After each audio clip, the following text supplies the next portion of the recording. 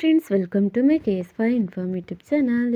ಯಾರಾದರೂ ನನ್ನ ಚಾನಲ್ನ ಸಬ್ಸ್ಕ್ರೈಬ್ ಮಾಡ್ದೆ ನೋಡ್ತಾ ಇದ್ದರೆ ಪ್ಲೀಸ್ ಒಂದು ಸಬ್ಸ್ಕ್ರೈಬ್ ಮಾಡ್ಕೊಳ್ಳಿ.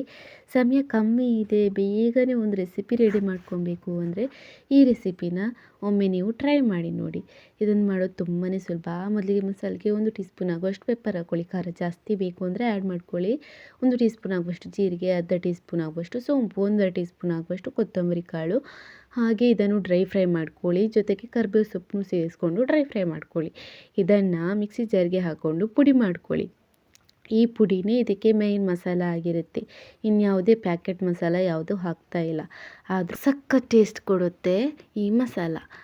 ನಾವು ಯಾವ ಪಾತ್ರೆಯಲ್ಲಿ ಚಿಕನ್ ಮಾಡ್ತಾಯಿದ್ದೀವಿ ಅದಕ್ಕೆ ಒಗ್ಗರಣೆ ಹಾಕ್ಕೊಳ್ಳಿಕ್ಕೆ ಒಂದು ಸ್ವಲ್ಪ ಎಣ್ಣೆ, ಹಾಗೆ ಜೀರಿಗೆ ಒಂದು ಸ್ವಲ್ಪ ಚಿಟಿಕೆ ಹಾಕ್ಕೊಳ್ಳಿ. ಹಾಗೆಯೇ ಒಂದು ದೊಡ್ಡ ಗಾತ್ರದ ಈರುಳ್ಳಿ ಸೇರಿಸ್ಕೊಳ್ಳಿ. ಚಿಕನ್ಗೆ ಯಾವಾಗಲೂ ಈರುಳ್ಳಿ ಜಾಸ್ತಿ ಇದ್ರೇ ರುಚಿಯಾಗಿರುತ್ತೆ. ಹಾಗೆ ಜಜ್ಜಿರುವ 5-6 ಎಸಳು ಬೆಳ್ಳುಳ್ಳಿ, ಹಾಗೆ ಒಂದು ಸ್ವಲ್ಪ ಕರಿಬೇವು ಸೊಪ್ಪನ್ನ ಹಾಕ್ಕೊಂಡು ಚೆನ್ನಾಗಿ ಒಂದು ಸ್ವಲ್ಪ ಫ್ರೈ ಮಾಡ್ಕೊಳ್ಳಿ.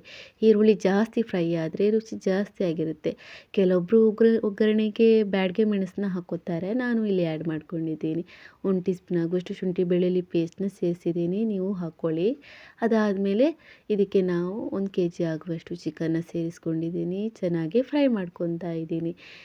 ಪೀಸಸ್ ಸಣ್ಣದಿತ್ತು ಅಂದರೆ ಸಣ್ಣದು ಮಾಡ್ಕೊಳ್ಳಿ, ದೊಡ್ಡದು ಬೇಕು ಅಂದರೆ ದೊಡ್ಡದು ಮಾಡ್ಕೊಳ್ಳಿ. ಅದಾದಮೇಲೆ ನಾವು ರುಚಿಗೆ ಬೇಕಾಗುವಷ್ಟು ಉಪ್ಪು ಹಾಗೆ ಅರಿಶಿನ ಹಾಕ್ಕೊಂಡು ಚೆನ್ನಾಗಿ ಒಂದು ಸ್ವಲ್ಪ ಫ್ರೈ ಮಾಡಿಬಿಟ್ಟು ಅರ್ಧ ಲೋಟ ನೀರನ್ನ ಸೇರಿಸ್ಬಿಟ್ಟು ಈಗ ಮುಚ್ಚಿಬಿಟ್ಟು ನಾವು ಒಂದು 15 ಮಿನಿಟ್ಸ್ ಹಾಗೇ ಬೇಯೋದಕ್ಕೆ ಬಿಡಬೇಕು. ಅಡುಗೆ ಮೊದಲನೇ ಬಾರಿ ಮಾಡ್ತಾ ಇದ್ದೀರಿ ಅಂದರೂ ಈ ವಿಡಿಯೋ ನೋಡಿದರೆ ನಿಮಗೆ ಸಖತ್ ಟೇಸ್ಟಿಯಾಗಿರುವಂತಹ ಚಿಕನ್ ರೆಸಿಪಿ ಮಾಡೋದು ಕಲ್ತ್ಕೊಂಡ್ಬಿಡ್ತೀರಾ. 15 ಮಿನಿಟ್ಸ್ ಆದಮೇಲೆ ಅದನ್ನು ಓಪನ್ ಮಾಡಿಬಿಟ್ಟು ನಾವು ಆವಾಗಲೇ ಪುಡಿ ಮಾಡಿಟ್ಕೊಂಡಿದ್ದೀವಿ ನೋಡಿ, ಅದನ್ನು ಹಾಕ್ಕೊಂಡು ಚೆನ್ನಾಗಿ ಎಲ್ಲನೂ ಮಿಕ್ಸ್ ಮಾಡ್ಕೊಬೇಕು. ಎಲ್ಲ ಚಿಕನ್ ಪೀಸಸ್ಗೂ ಹೊಂದ್ಕೊಳ್ಳೋ ಥರ ಮಿಕ್ಸ್ ಮಾಡ್ಕೊಬೇಕು. ಮಿಕ್ಸ್ ಮಾಡ್ತಾ ಇದ್ದಂಗೆ ಡ್ರೈ ಆಗ್ತಾ ಬರುತ್ತೆ. ಕೊನೆಯದಾಗಿ ಕೊತ್ತಂಬರಿ ಸೊಪ್ಪು ಹಾಗೆ ಒಂದು ಕಾಯಿ ಮೆಣಸನ್ನ ಸಣ್ಣದಾಗಿ ಹೆಚ್ಚಿಬಿಟ್ಟು ಹಾಕ್ಕೊಂಡ್ರೆ ಇನ್ನೂ ಚೆನ್ನಾಗಿರುತ್ತೆ, ಸ್ಪೈಸಿಯಾಗಿರುತ್ತೆ. ಬೇಡ ಅಂದರೆ ಸ್ಕಿಪ್ ಮಾಡ್ಕೊಬೋದು.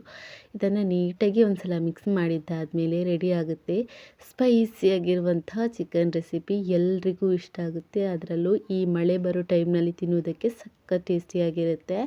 ದೋಸೆ ಜೊತೆಗೆ ಹಾಗೆಯೇ ಅನ್ನ ಗಂಜಿ ಜೊತೆ ಸೂಪರ್ ಟೇಸ್ಟಿಯಾಗಿರುತ್ತೆ. ನೀವು ಮಾಡೋದನ್ನು ಮರಿಬೇಡಿ. ಹೇಗಿತ್ತು ಅಂತ ಕಮೆಂಟ್ ಮಾಡೋದನ್ನು ಕೂಡ ಮರಿಬೇಡಿ. Thank you.